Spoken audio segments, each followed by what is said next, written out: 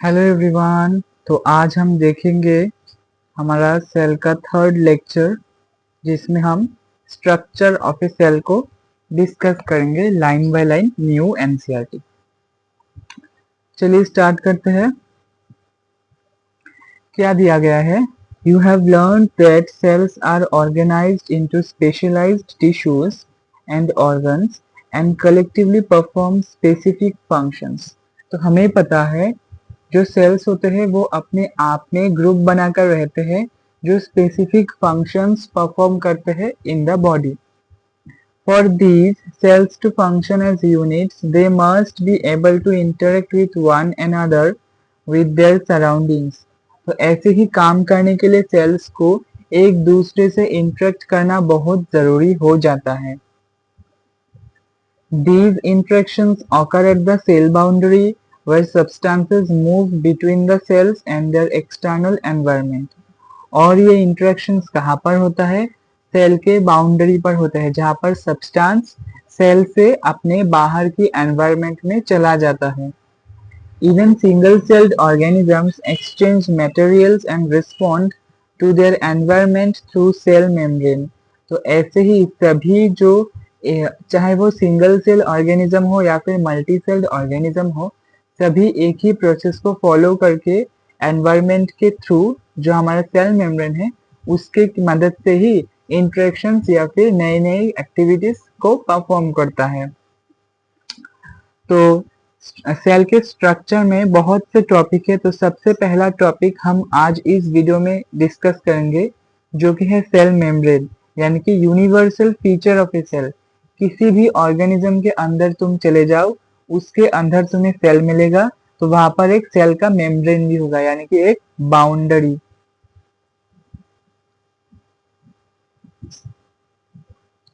अच्छे से डिस्कस कर लेते हैं हम। The cell membrane is a thin boundary that surrounds a cell and protects its contents. यानी कि सेल बाउंड्री, सेल मेम्ब्रेन क्या होता है?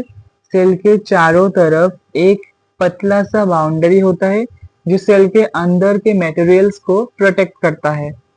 It defines the individuality of a cell and is also called the plasma membrane. Cell membrane को हम plasma membrane भी बोलते हैं।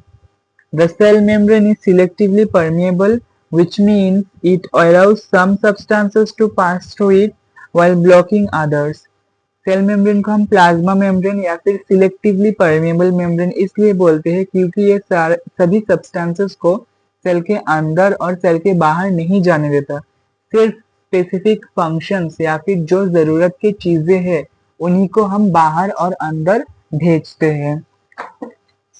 You have learned how oxygen and carbon dioxide move across the membrane of alveoli in the lungs. हमें पता है जो हमारा ऑक्सीजन और कार्बन डाइऑक्साइड होता है वो एल्वियोली के थ्रू हमारे लंग्स में कैसे मूव करता है। How does the structure of the cell membrane in the cells of alveoli control the movement of substances across it? तो एक क्वेश्चन से यहाँ पर आता है कि अगर ऑक्सीजन और कार्बन डाइऑक्साइड को इतना एक्सचेंज करते रहना है तो लंग्स के अंदर का सेल कैसे डिजाइन होगा। ठीक है, इसको हम समझेंगे एक एक्सपेरिमेंट के थ्रू। तो एक्सपेरिमेंट या फिर एक्टिविटी बोल लो आप, ये है हमारा एक्टिविटी 2.2। इसको हम डिटेल में अब डिस्कस करेंगे। एक्टिविटी को ध्यान से समझना। सबसे पहले क्या करना है? With the help of A kitchen knife carefully cut A potato into 2 pieces और ऑफ रफली इक्वल साइज। तो हमें क्या करना है? 2 बीकर लेना है और दोनों बीकर में एक आलू को लगभग लगभग इक्वल साइज में काट कर डाल देना है। Measure and record the initial weight of both the pieces using a weighing machine. एक वेइंग मशीन या फिर वेइंग बैलेंस को लेकर दोनों आलू के पीसेस का वेट हमें निकाल कर लिख लेना है। नेक्स्ट क्या करना है? Put 1 piece of the potato in beaker A with plain water. एक पोटैटो के पीस को हम बीकर ए में पुट करेंगे विथ प्लेन वाटर, यानी कि जो नॉर्मल पानी होता है। नेक्स्ट क्या है हमारा? Put the other piece of the potato in beaker B with 20% salt or sugar solution. लेकिन जो दूसरा पीस है उसको हम क्या करेंगे, 20% सॉल्ट या फिर शुगर सॉल्यूशन में प्लेस कर देंगे। 20% का मतलब है अगर आप 20 ग्राम शुगर ले रही हो तो उसमें 80 ग्राम वाटर लेना होगा ताकि दोनों का टोटल वेट 100 हो जाए। ठीक है, नेक्स्ट क्या करना है, leave them undisturbed for about an hour और until you notice a visible change in the size of the pieces। हमें क्या करना है, 1 घंटे के लिए दोनों सॉल्यूशंस को ऐसे ही रख देना है जब तक हम कुछ चेंजेस ना देख सके। Measure and record the final weight of each piece. तो 1 घंटे बाद हमें दोनों का फिर से वेट लेना है। Calculate the difference between the initial and their final weights. तो अगर हम सेकेंड टाइम अगर वेट ले लेते हैं तो देखेंगे वहां पर कुछ डिफरेंस आ गया है। अब ये वेट का डिफरेंस क्यों आया है इसी को हम समझेंगे।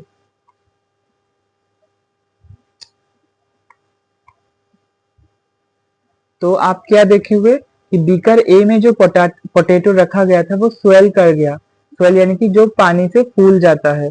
और बीकर बी में जो पोटैटो या फिर आलू रखा गया था वो श्रिंक कर गया यानी कि उसमें से पानी निकल गया। ठीक है, और इसी को हम अब स्टडी करेंगे।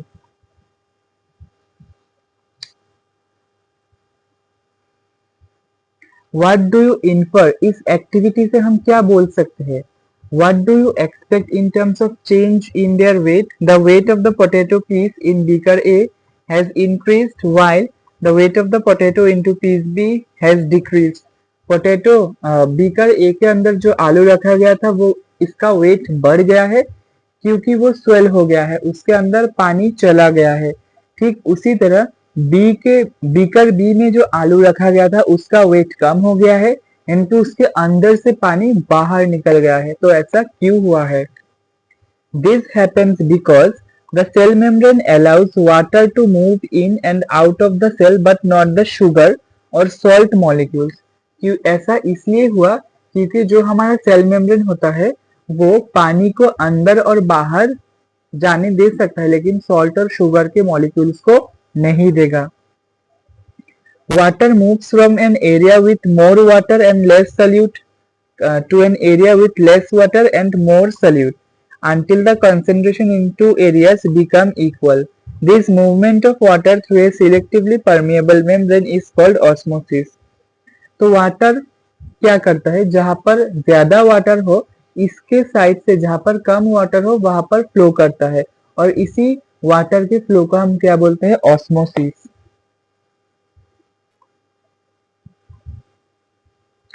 अगर इसको हम डिफ्यूजन से कंपेयर करें तो डिफ्यूजन भी ऐसा ही प्रोसेस होता है लेकिन वाटर क्या होता है, एक सिलेक्टिवली परमिएबल मेम्ब्रेन के थ्रू होता है लेकिन डिफ्यूजन में ऐसा कोई सिलेक्टिवली परमिएबल मेम्ब्रेन नहीं होता है। यहाँ ऐसा ही लिखा गया है, diffusion is the net movement of particles from a higher to a lower concentration which occurs even without a membrane.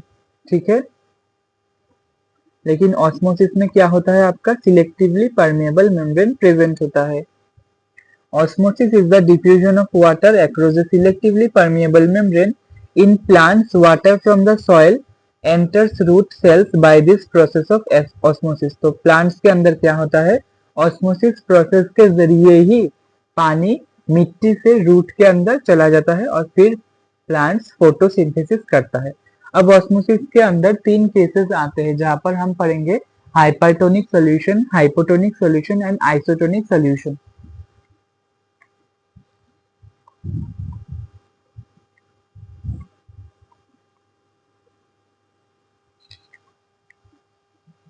तो ये है हमारा, सबसे पहले देख लेते हैं आइसोटोनिक सॉल्यूशन। आइसोटोनिक सॉल्यूशन क्या होता है, जो हमारा वाटर का कंसेंट्रेशन है वो सेल के अंदर और सेल के बाहर बराबर हो। तो वाटर कहीं भी मूव नहीं करेगा क्योंकि वाटर मूवमेंट के लिए चाहिए हाई कंसेंट्रेशन और लो कंसेंट्रेशन। क्योंकि यहाँ पर दोनों तरफ कंसेंट्रेशन सेम सेम है तो वाटर का मूवमेंट नहीं होगा। Solute concentration of extracellular medium यानी कि सेल के बाहर का मीडियम इक्वल होगा solute concentration of intracellular medium. इसी सॉल्यूशंस को हम बोलते हैं आइसोटोनिक सॉल्यूशन। अब अगर सॉल्यूट कंसेंट्रेशन कम हो गया, बाहर का सॉल्यूट कंसेंट्रेशन कम हो गया कंपेयर टू अंदर का सॉल्यूट कंसेंट्रेशन, तो सेल क्या करेगा, जहां पर कंसेंट्रेशन कम वहां पर वाटर मूव करेगा, यानी कि सेल के अंदर से बाहर चला जाएगा। सेल से अंदर के बाहर चले जाने को क्या होगा, हाइपोटोनिक सॉल्यूशन। और इस केस में क्या होगा, सेल श्रिंक करेगा। ठीक है, ठीक उसका उल्टा होगा नेक्स्ट, यानी कि हाइपरटोनिक सॉल्यूशन में solute concentration of extracellular medium greater than solute concentration of intracellular medium, इसे हम बोलते हैं हाइपरटोनिक सॉल्यूशन। यानी कि बाहर का मीडियम बड़ा है और सेल के अंदर का मीडियम यानी कि हाई है, तो बाहर से लो है, तो बाहर से पानी सेल के अंदर चला जाएगा। तो इस केस में सेल क्या होगा, स्वेल करेगा। ठीक है, तो आज के लिए इतना ही रखते हैं। नेक्स्ट वीडियो में हम फ्लूइड सेल का मोज़ेक मॉडल डिस्कस करेंगे। फ्लूइड मोज़ेक मॉडल ये एक इम्पॉर्टेंट टॉपिक है जो कि क्लास 9th में न्यूली ऐड हुआ है। तो हम नेक्स्ट वीडियो में इस मॉडल के बारे में डिस्कस करेंगे। तब तक के लिए मिलते हैं नेक्स्ट वीडियो में। Thank you for watching.